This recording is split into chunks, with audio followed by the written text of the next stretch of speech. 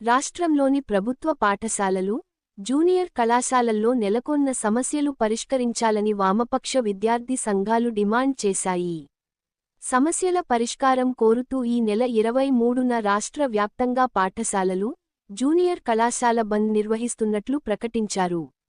దీనికి సంబంధించిన గోడపత్రికను సోమాజిగూడలోని ప్రెస్ క్లబ్లో ఏఎస్ఎఫ్, ఏసేఎఫ్ఐ, పీడీఎస్ఈయు, ఏఐడిఎస్ఓ, ఏఐపీఎస్ఈయు, ఏఎస్బీ, ఏఎఫ్ఎస్ సంఘాల నేతలు ఆవిష్కరించారు.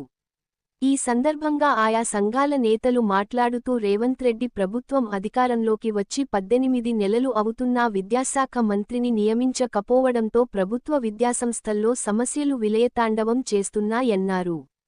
పేరుకే విద్యా కమిషన్ ఏర్పాటు చేశారు తప్ప వారి సూచనలు అమలుకు నోచుకోవడం లేదన్నారు.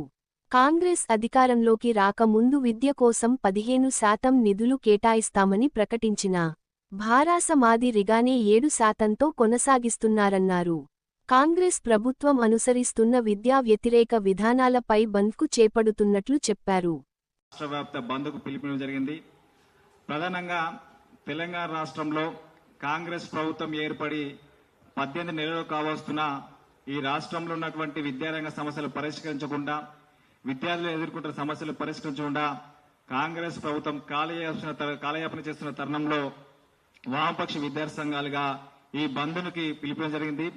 ప్రధానంగా ఇందులో ఉన్నటువంటి డిమాండ్లకు సంబంధించినటువంటి రాష్ట్ర వ్యాప్తంగా ఉన్నటువంటి ప్రభుత్వ పాఠశాలల సమస్యలు పట్టించుకోలేదు, విద్యారంగాన్ని బలోపేతం చేయకుండా కాలయాపన చేసి నిర్లక్ష్యం చేసిన తరుణంలో రాష్ట్రంలో అధికారంలో వచ్చినటువంటి కాంగ్రెస్ ప్రభుత్వం వస్తే ఈ రాష్ట్రంలో ఉన్నటువంటి ప్రభుత్వ విద్యారంగాన్ని బలోపేతం చేశామని చెప్పేసి ప్రైవేట్ కార్పొరేట్ విద్యా సంస్థల్లో ఫీజుల దోపిడీని అరికట్టి ఫీజుల నియంత్రణ చట్టాన్ని అమలు చేస్తామని చెప్పేసి ఎన్నికల సందర్భాల్లో అనేక హామీలు ఇచ్చి అధికారంలోకి వచ్చిన తర్వాత విద్యా సంస్థల్లో ఉన్నటువంటి సమస్యలు పరిష్కరించకుండా విద్యారంగంలో ఉన్నటువంటి అనేక సమస్యలు పరిష్కరించే కాలయాపన తరుణంలో ఈ బంద్కు పిలుపునివ్వడం కాబట్టి రానున్న కాలంలో ఏదైతే కాంగ్రెస్ ప్రభుత్వం విద్యా వ్యతిరేక విధానాలు అవలంబిస్తుందో దానిపైన వామపక్ష విద్యార్థి సంఘాలు పెద్ద ఎత్తున పోరాటాలు కొనసాగిస్తామని తెలియజేస్తూ ఈ బంద్కు సంబంధించినటువంటి రాష్ట్ర వ్యాప్తంగా ఉన్నటువంటి విద్యా సంస్థల యాజమాన్యాలు, దాంతో పాటు మీడియా మిత్రులు, అదేవిధంగా ఇతర సామాజిక స్వచ్ఛంద సంస్థలకు సంబంధించినటువంటి అందరూ కూడా ఈ బంద్లో పాల్గొని బంద్కు మద్దతు తెలిపి ఈ బంద్ను విజయవంతం చేయడానికి కృషి చేయాలని కోరుతూ ఈ రోజు ఈ సమావేశాన్ని ఏర్పాటు చేయడం కాబట్టి ఈ నెల 23 జరిగే రాష్ట్ర వ్యాప్త బంద్ని మీ అందరూ సహకరించాలని కోరుతూ ఇప్పుడు ఈ ప్రెస్ మీట్ సంబంధించి ఎస్ఎఫ్ఐ రాష్ట్ర సహాయ కార్యదర్శి దామర కిరణ్ గారిని మాట్లాడుతున్నా కోరుతాం.